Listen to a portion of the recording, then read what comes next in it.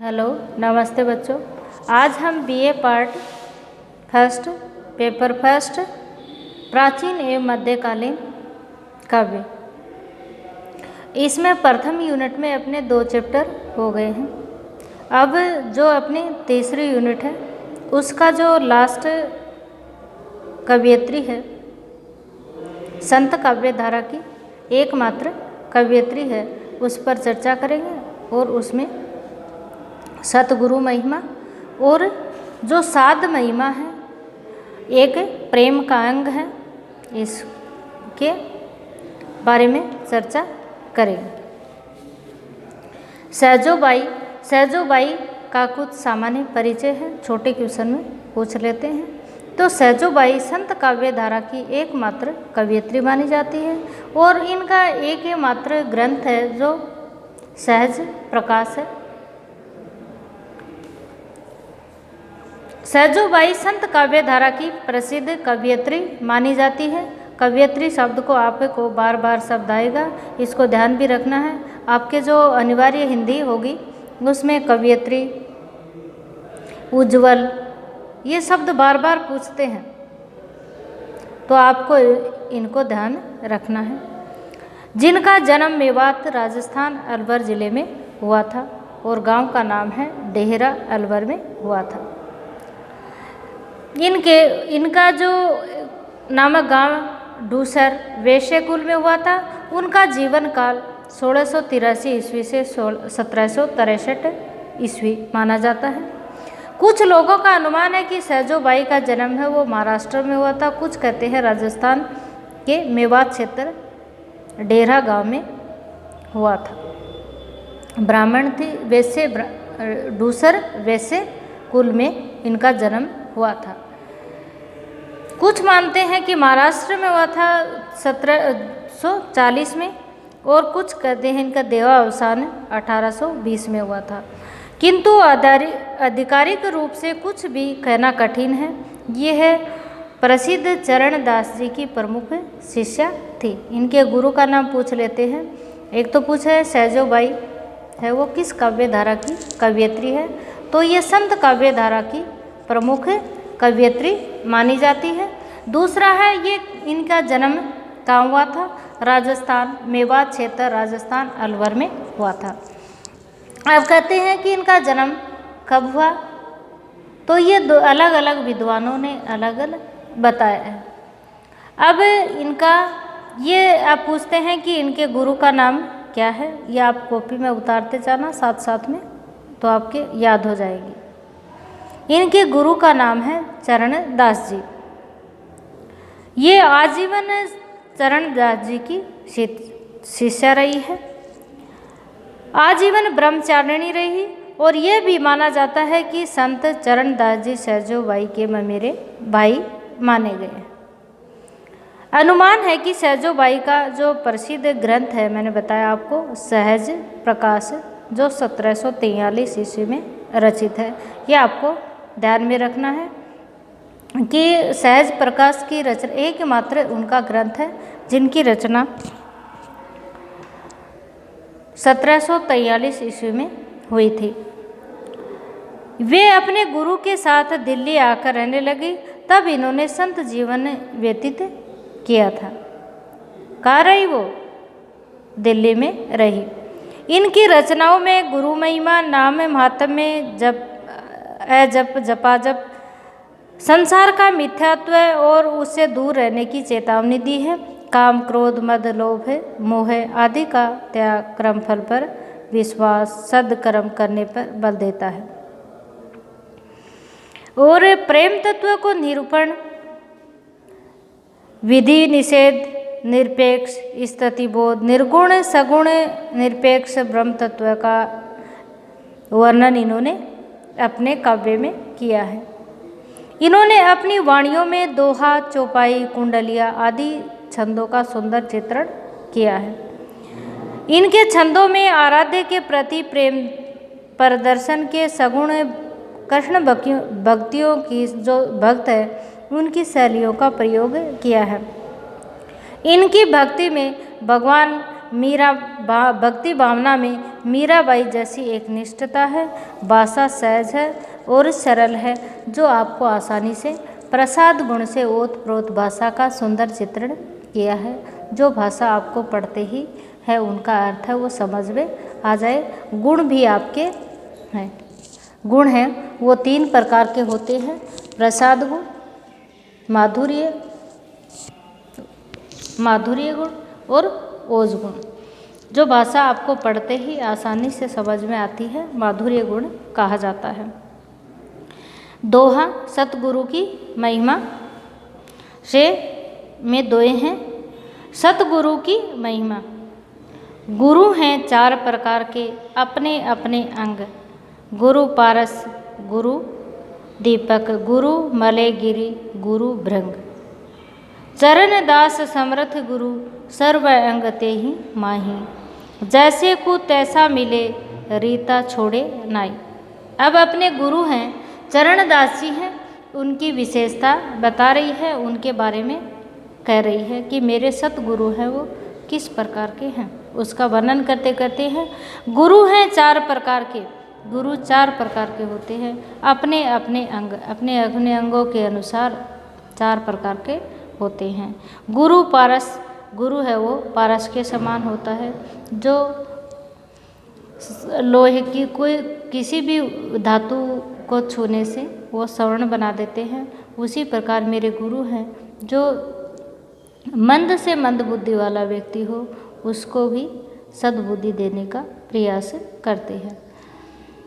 मेरे गुरु पारस है, दीपक के समान है, ज्योतिमान प्रकाश को फैलाने वाले हैं। मेरे गुरु हैं वो मलय पर्वत के समान है, जो सभी को सुगंध प्रदान करते हैं। मेरे गुरु हैं भृंग, मेरे गुरु हैं भंवरे के समान हैं, जो तत्वग्राही हैं, तत्व को ग्रहण करते हैं, सार की बातें हैं वो ग्रहण करते हैं। आगे कहता है हरि कृपा चरण दास समर्थ गुरु। चरण दास जी मेरे हैं वो समर्थ गुरु माने जाते हैं। सर्व अंग ते ही माही, और मेरे गुरु में ये सभी अंग है वो समाहित हैं। जैसे को तैसा मिले, रीता छोड़े नहीं, कि मेरे गुरु की ये विशेषता है कि जैसा भी कमज़ोर से कमज़ोर मिले उसको भी क्या कर देते हैं, रीता नहीं छोड़ते, खाली नहीं छोड़ते, मतलब उनको भी ज्ञान की प्राप्ति है वो करवा देते हैं। हरि कृपा जो होई। आगे शेरशाह का शस्त्र समर्पण जैसी कविता में भी वीर भावना की अपेक्षा विग्रहणता की मनोभावना प्रमुखता से निर्मित हुई है। हास्य, रौद्र, भयानक रसों की अपेक्षा प्रसाद की काव्य भाषा वियोग, श्रृंगार और करुण रस में अधिक प्रयुक्त हुई है। प्रसाद की भाषा में लाक्षणिकता का सुंदर चित्रण हुआ है, प्रयोग हुआ है। वक्रोक्ति और लाक्षणिक शब्दावली की बहुलता उनके काव्य में मिलती है। फिर कहता है इनकी जो लाक्षणिक पदावली की योजना में से प्रसाद की का भाषा एक अभिनव, एक नया भंगिमा से समन्वित होती है। प्रसाद और निराला की तुलना ऊपर इन दोनों कवियों ने जिन पृथक पृथक विशेषता का उल्लेख हम कर चुके हैं, उनमें प्रकृति और निर्वर्ती में भिन्नता का कुछ आभास मिल गया है। इस विभिन्नता के रहते हुए तुलना के लिए अधिक अवकाश ही का कितने आश्चर्य की बात है कि व्यक्तिगत अनुभूति की प्रमुखता प्रबलता रखने वाले कवि प्रसाद ने एक महाकाव्य लिख डाला, जबकि वे मूलतः श्रेष्ठ प्रगीतों के रचनाकार माने जाते हैं। कामायनी इनका प्रमुख प्रगीतात्मक भावना का महाकाव्य माना जाता है। और कम आश्चर्य की बात ये नहीं है कि निराला जैसे निसंग, तटस्थ और सौंदर्य दृष्टा कवि ने कोई महाकाव्य न लिखकर लघु दीर्घ प्रगीतों में ही अपना संपूर्ण काव्य रचना की है। वे प्रगीत इतनी इच्छा उदात्त भावना का प्रतिफलित होते हैं, जबकि प्रगीत काव्य मूलतः व्यक्तिक भावनाओं उद्बंधों की क्रीड़ा भूमि है। निराला के प्रगीतों का बाह्य कौशल तरासा भी है, विषय प्रधान कवि का प्रदेय नहीं है। वे सर्वत्र क्लासिक पूर्णता प्राप्त होते हैं। उनके कई प्रगीतों में तो निराला महाकाव्योचित सौंदर्य की सृष्टि करते हैं। प्रसाद का महाकाव्य तो प्रगीतात्मक शैली का अप्रतिम उदाहरण माना जाता है। इन्होंने प्रगीतात्मक शैली का प्रयोग किया है।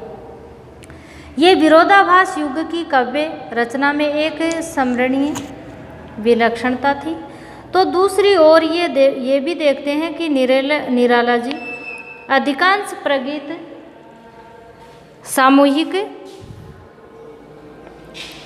सामूहिक भावना के कारण उनमें सामूहिक भावना और वीर रस भूमि में संस्थित है, जबकि प्रसाद का महाकाव्य कामायनी वैयक्तिक मनोभावों परिस्थितियों के संघर्ष और द्वंद्व में स्थित है। रसात्मकता प्रबंध काव्य का प्रमुख गुण है। रस किसी भी काव्य रचना को पढ़ते ही आपको रस की अनुभूति होनी बहुत ही जरूरी होती है। मनोभावों का ऊहात्मक प्रगीत काव्य की विशेषता है तथा निराला के प्रगीतों में अपनी विशदता उपलब्ध होती है।